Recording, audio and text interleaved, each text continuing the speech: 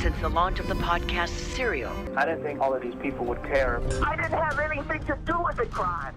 We're in the middle of a true crime renaissance, with high-profile series like Amazon Prime Video's Lorena, Netflix's Don't F with Cats, or HBO's Leaving Neverland.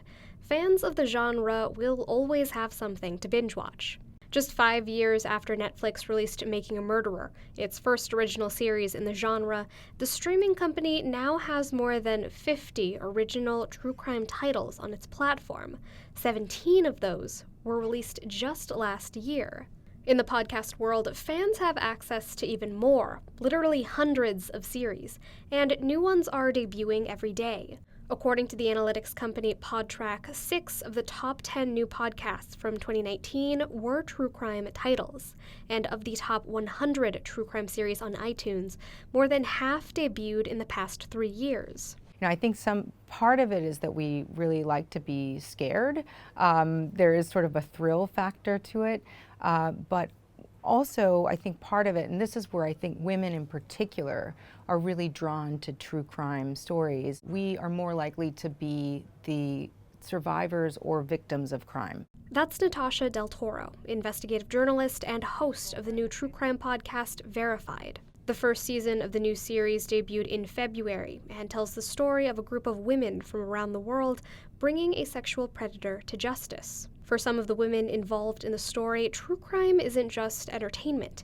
It's a resource for survival. These stories become like cautionary tales or almost like a public service announcement.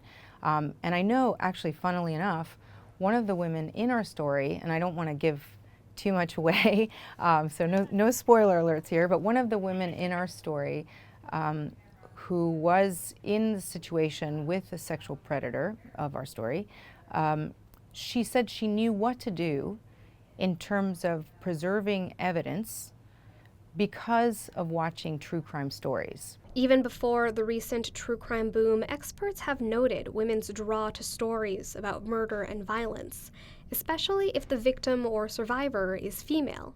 The hosts of the podcast Wine and Crime said in 2018 that 85% of their audience is female, and for the past 2 years, women reportedly comprised around 80% of CrimeCon attendance.